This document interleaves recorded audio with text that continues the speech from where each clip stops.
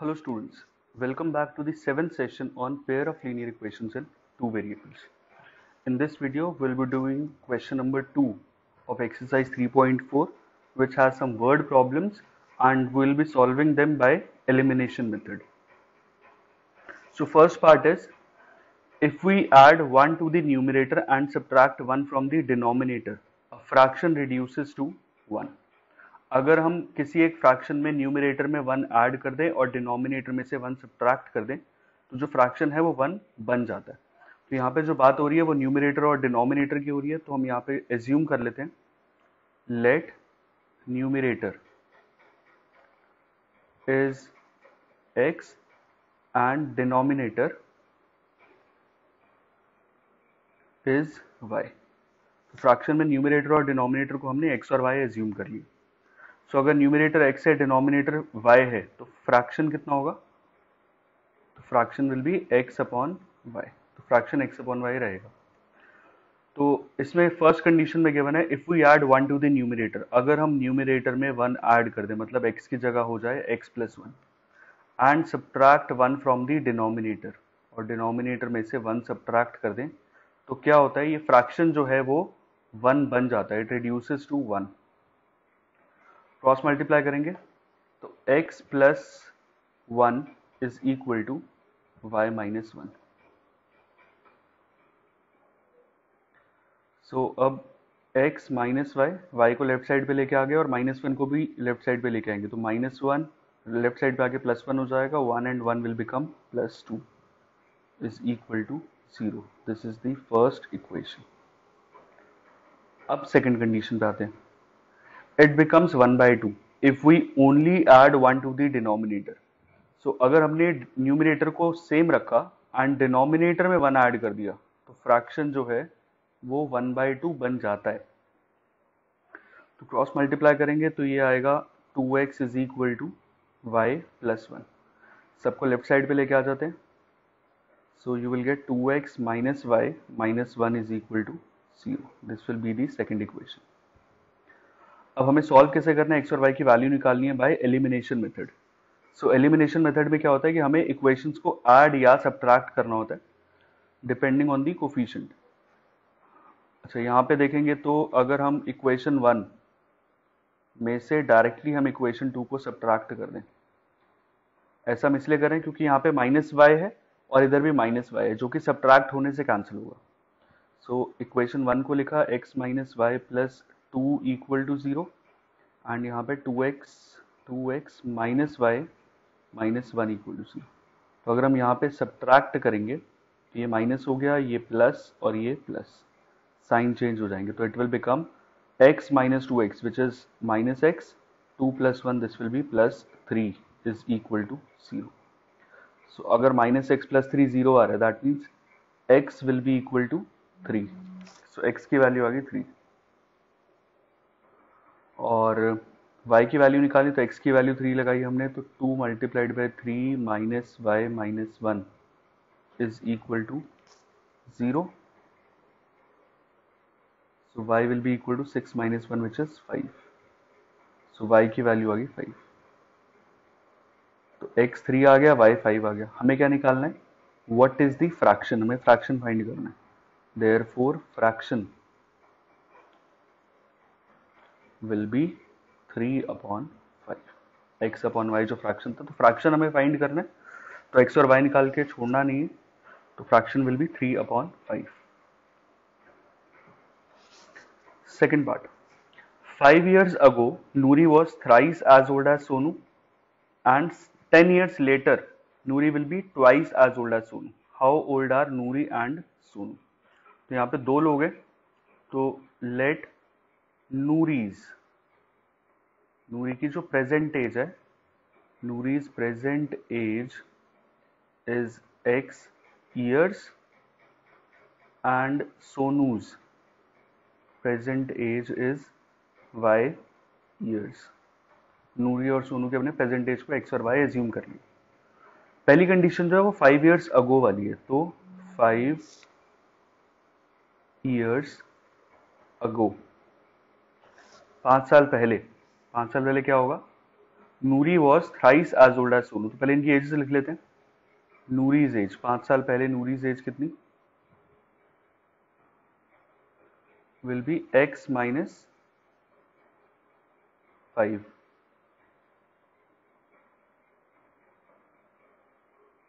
Years.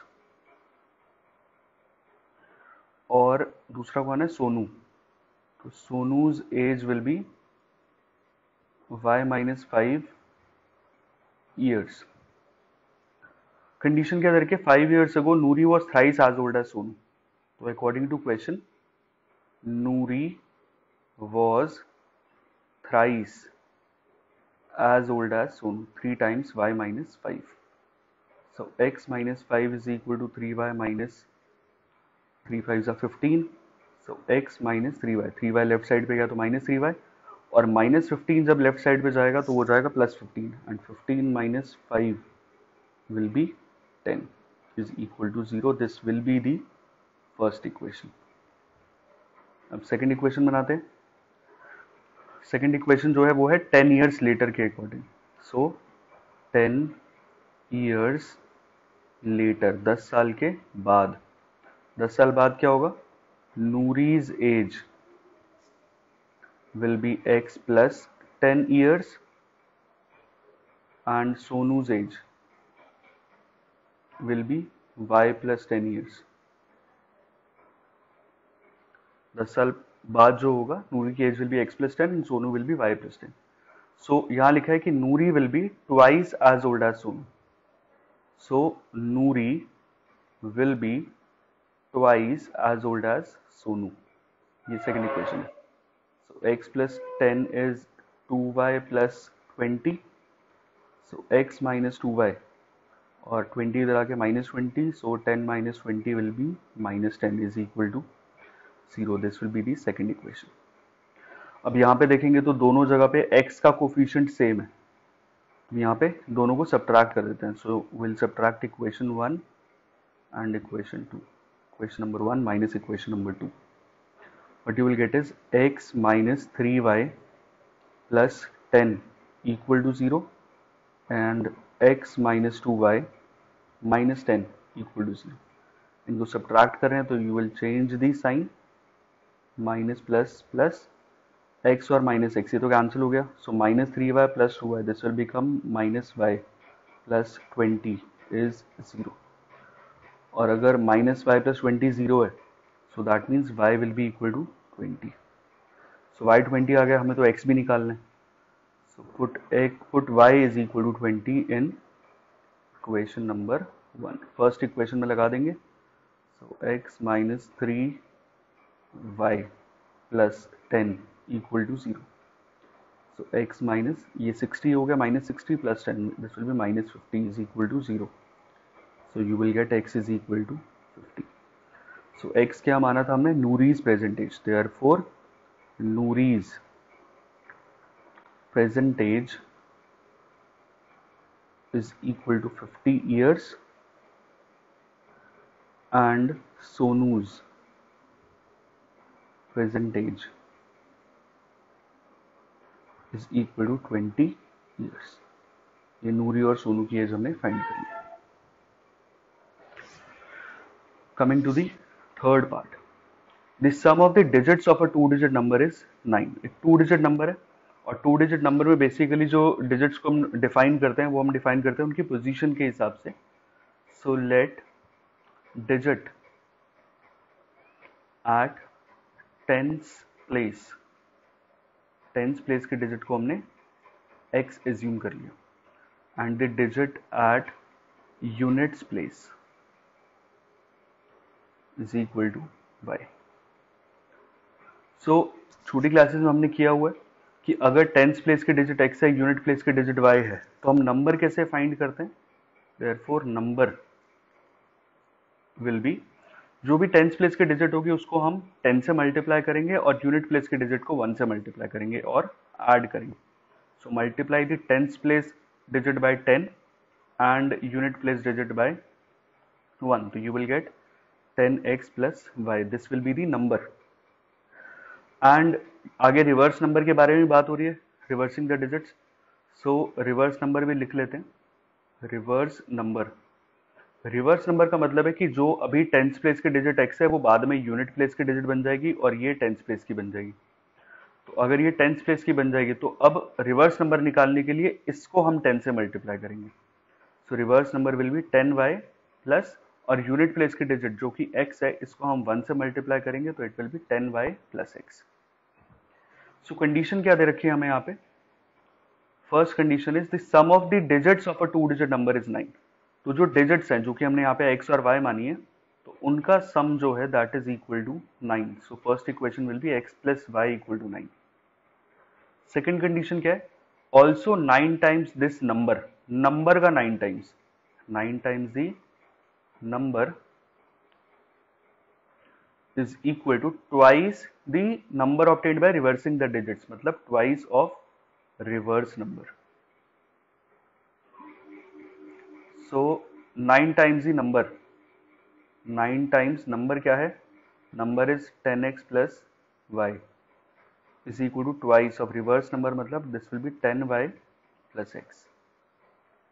So multiply करते हैं इसको, 90x plus 9y is equal to 20y plus 2x। सबको लेफ्ट साइड पे लेके जाते हैं तो 90x और ये 2x लेफ्ट साइड पे जाएगा, माइनस का हो जाएगा तो इट विल बिकम 88x, और 9y माइनस 20y जब लेफ्ट पे जाएगा तो माइनस का हो जाएगा, so it will become minus का 11y इज इक्वल टू 0। यहाँ से 11 कॉमन आ रहा है तो it will become 8x minus y equal to 0। So you will get 8x minus y is equal to 0। ये आ गई सेकेंड इक्वेशन। फर्स्ट इक्वेशन में प्लस वाई है, सेकेंड इक्वेशन में माइनस वाई है, तो will add both the equation. So equation number 1 plus equation number 2। First equation is x plus y equal to 9 and 8x minus y equal to 0। अगर हम इनको add करेंगे तो क्या आएगा? x और 8x ये बन गया 9x, y and minus Y ये तो कैंसिल हो जाएगा, and 9 plus 0 will be 9। Add हमने इसलिए किया है क्योंकि यहाँ पे ऑपोजिट साइन थे और y ऐड करने से ही कैंसिल होता। अगर हम सब्ट्रैक्ट करते तो यहाँ पे 2y बन जाता। तो हमें कोफिशिएंट्स का ध्यान रखना पड़ेगा कि हमें इक्वेशंस को ऐड करना पड़ेगा या फिर सब्ट्रैक्ट करेंगे। तो यहाँ पे ऑपोजिट साइन थे तो इसलिए हमने इनको ऐड किया था। So you will get x is equal to 1। जब x की वैल्यू 1 आ गई तो y निकालना है, तो put x is equal to 1 in equation number 1। तो x की value 1 plus y is equal to 9, so y will be equal to 8। So the number, हमें तो नंबर फाइंड करना है, डिजिट थोड़ी करनी है। सो दी नंबर हमें फाइंड करना है, तो number was 10x plus y। तो यहाँ पे x और y की वैल्यू पुट करेंगे, तो x is 1 and y is 8. So the number will be 10 plus 8 which is 18. So our answer will be 18 is the required number. Coming to the fourth part. Meena went to a bank to withdraw rupees 2000. She asked the cashier to give her rupees 50 and rupees 100 notes only. Meena got 25 notes in all. How many notes of rupees 50 and rupees 100 she received? तो bank cashier के पास गई, उसने बोला कि उसको 50 और 100 rupees के ही notes चाहिए और उसको 2000 रुपीज़ टोटल उसने डिमांड किए। और हमें बताना है कि अगर उसको टोटल 25 नोट्स मिले तो 50 रुपीज़ के कितने होंगे उसके अंदर और 100 रुपीज़ के कितने होंगे। So let number of 50 rupees notes, जो 50 रुपये के नोट्स है वो हमने एज्यूम कर लिया, that is equal to x. So number of 50 rupee notes is x and number of 100 rupee notes, जो 100 रुपए के नोट्स हैं उसको हमने y मान लिया। अब दो कंडीशन है यहाँ पे, एक तो ये है कि Meena got 25 notes in all, इसका मतलब जो 50 रुपीज़ के नोट्स है और 100 रुपीज़ के नोट्स है उनको मिला के total she got 25 notes. So that means x plus y will be equal to 25। This is the first equation. Second क्या है? शी विड्रॉ रुपीज 2000, उसने जो विड्रॉ किए वो 2000 रुपीज विड्रॉ किए। इसका मतलब जो अमाउंट है उनका नोट्स का दैट वाज 2000 रुपीज। सो अगर 50 रुपीज के x नोट्स मिले उसको कैशियर से तो in total she got 50x rupees. अगर 50 रुपए के 3 नोट्स मिले होते दैट मीन्स 50 इंटू 3 150 रुपीज मिलते। अगर 50 रुपीज के 4 नोट्स मिलते हैं मतलब 50 इंटू 4 200 रुपीज मिलते। सो अगर यहाँ पे 50 रुपीज के x नोट्स मिले हैं तो total value of those notes will be 50x and that of 100 notes, जो 100 रुपी वाले y नोट्स है उनकी वैल्यू हो जाएगी 100y which is equal to 2000. This is the second equation. अच्छा, वैसे सेकंड इक्वेशन से हम कुछ कॉमन भी ले सकते हैं। यहाँ से 50 कॉमन आ रहा है, 50 कॉमन आ गया तो यहाँ पे बचेगा x plus 2y is equal to 2000. So you will get x plus 2y is equal to 2000 upon 50. ये कैंसिल हो गया, 5 और 200 ये कैंसिल होकर ये आएगा 40. सपोज इसको थर्ड इक्वेशन मान लिया। फर्स्ट इक्वेशन में x प्लस वाई 25 है एंड थर्ड इक्वेशन में x प्लस 2y 40 है। अब अगर हम दोनों को सब्ट्रैक्ट कर दें, क्योंकि यहाँ पर भी प्लस का x है यहाँ पर भी प्लस का x है, ये सब्ट्रैक्ट होने से कैंसिल होंगे। So what will do is equation number 1 minus equation number 2। अगर कोफिशिएंट्स डिफरेंट होते हैं तो हम पहले मल्टीप्लाई करेंगे, अदरवाइज हम डायरेक्टली ऐड या सब्ट्रैक्ट भी कर सकते हैं। तो यहाँ पे आ रहा है x plus y is 25 and second equation is x plus 2y is equal to 40। तो अगर हमने डायरेक्टली सब्ट्रैक्ट किया, सब्ट्रैक्ट करने का पर्पस यही था कि एक वेरिएबल कैंसिल हो जाए, तो यहाँ पे x और x कैंसिल हो रहे हैं। So y minus 25 y minus 2y, so this will be minus y is equal to 25 minus 40 which is minus 15। So y is equal to 15, y 15 आ गया। अब x निकालना है तो x प्लस 15 is 25। ये फर्स्ट इक्वेशन में value लगाइए, लिख दो put y is equal to 15 in equation number 1. So x will be equal to 10. x और y निकाल लिया, हमें यही फाइंड करना था। Therefore number of 50 rupee notes is 10 and number of 100 rupee notes is 50। आप चाहो तो इनको चेक भी कर सकते हो कि आंसर हमारा सही आया कि नहीं आया। तो अगर 50 रुपीज़ के 10 नोट्स हैं, इसका मतलब उनकी वैल्यू कितनी होगी 50 इंटू 10 500 रुपीज़। एंड अगर 100 रुपीज़ के 15 नोट्स हैं तो 100 इंटू 15 टोटल इसकी वैल्यू होगी 1500 rupees and total she got 2000 rupees. ऐसे हम चेक भी कर सकते हैं। ये अपने लिए चेक करना है, ऐसे क्वेश्चन में करने की नीड नहीं है, बट अपने लिए हम चेक कर सकते हैं। Coming to the fifth part, a lending library has fixed charge for the first 3 days and an additional charge for each day thereafter. तो लाइब्रेरी के जो चार्जेस हैं वो इस तरीके से हैं कि पहले 3 दिन के चार्जेस फिक्स्ड हैं। So let fixed charge for first 3 days, पहले 3 दिन के जो फिक्स चार्ज हैं दैट इज ₹x, ये हमने एज्यूम कर लिया। और उसके बाद जितने भी दिन एक्स्ट्रा वो बच्चा बुक रखता है उसके लिए उसको additional charge for every day देना पड़ता है। So let us assume additional charge